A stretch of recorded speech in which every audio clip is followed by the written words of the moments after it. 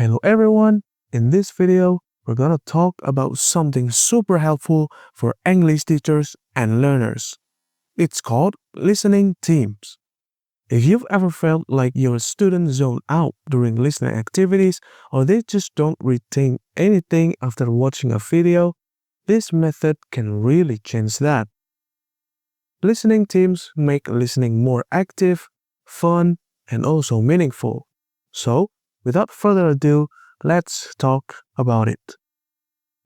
So, what exactly is listening teams? Well, basically, it's a way to turn a normal listening activity like watching a YouTube video or listening to podcasts into more active and team-based learning experience. And each student has a different role or focus when they listen. Instead of just sitting and trying to understand everything at once, or just telling students to listen and answer the questions, we break the class into small groups and give each student a different listening role. Some might focus on the main idea, others on details, some on new vocabulary, tone, or even hidden messages. So that each person in the team must listen for something specific. And after the listening session, they work together to build a full understanding of the material. Let me give you a clearer picture. Here are some common roles in listening teams. First, there is the main idea listener. This person tries to figure out what the video or audio is really about. Then, we have the detail catcher, who listens to specific facts like numbers, names, or places.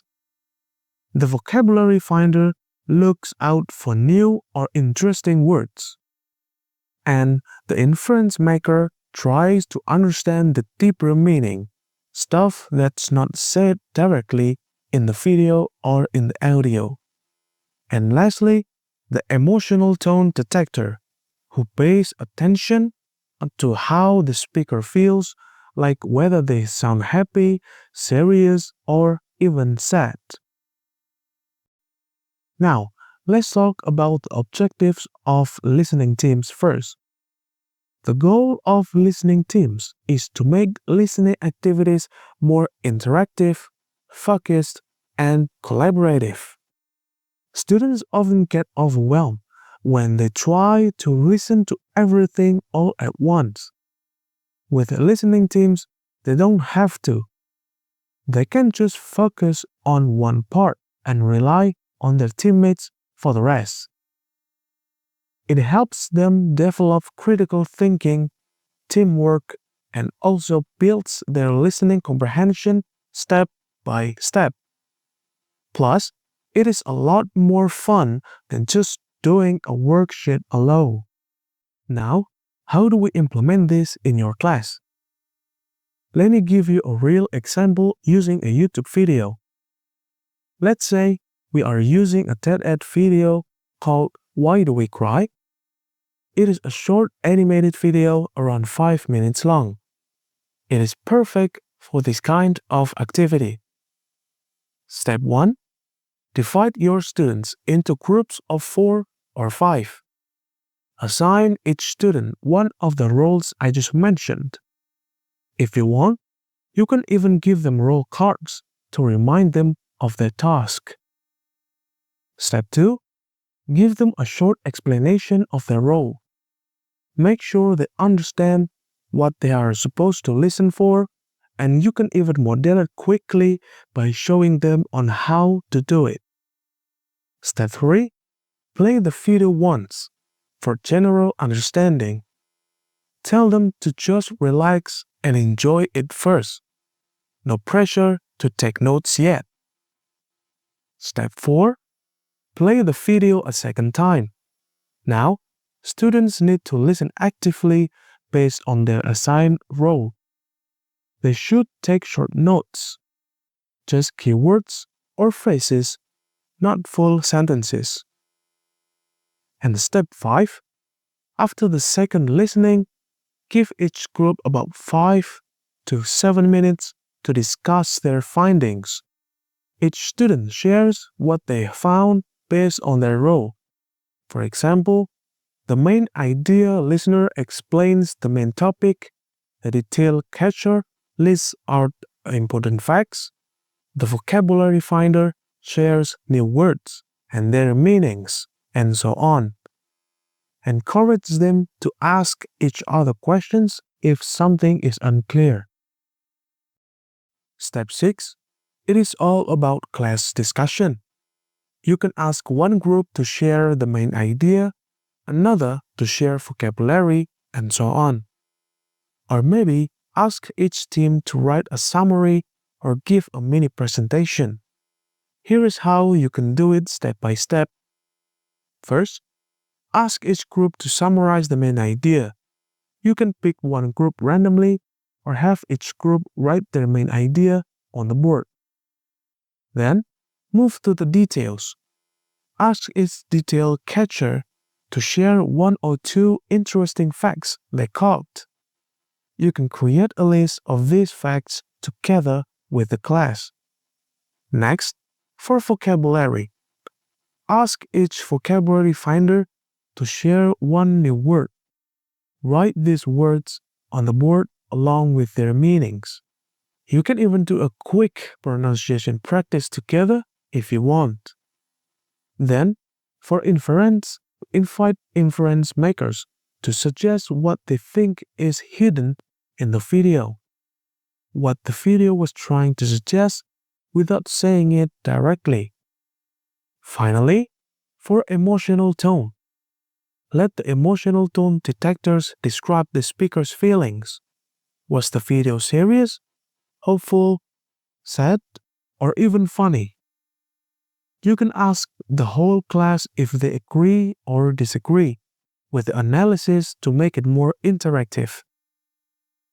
So, throughout the whole class discussion, try to keep the atmosphere open and casual, like a group chat instead of a formal question and answer session. By doing all this, you are making sure every student's listening skill gets strengthened and everyone stays engaged till the end. Now, let's talk about some advantages of using listening teams. First, it builds teamwork and communication skills, which are super important in real life. Second, it helps students focus better when they know exactly what to listen for so they don't get lost. Third, it gives every student a role, which means even the shy ones get a chance to contribute. Fourth, it encourages active learning. They are not just sitting and listening, they are thinking, analyzing, and also discussing. And finally, it helps with language retention because they are engaging with the content on a deeper level. Of course, like any other method, listening teams is not as perfect as you thought. So, what are the disadvantages? Well, first, it takes more time to prepare. You need to explain every roles, prepare materials, and manage the group work. Second, if the group is not balanced, like if one student doesn't do their part, the discussion might fall flat. Third, it may be a bit challenging in very large or very low level classes where students are not used to working independently or in teams. But honestly, with good classroom management and practice, these problems usually get better and better over time. So, you don't have to worry about it. And now, if you really want to use this method in your class, here are some tips that you can keep in mind. First one, start small. Maybe just try it with 2 roles first, like main idea and details, and then add the other role later on. Use interesting and level appropriate materials. You can use YouTube videos, podcasts, or even short films. And rotate the roles every time so students get to practice different skills and they will never get bored. And finally, make it fun. Encourage discussion, give praise, and let students take the lead in sharing their findings. So, to wrap things up, listening teams is a powerful way to make your listening lessons more fun, meaningful, and student centered.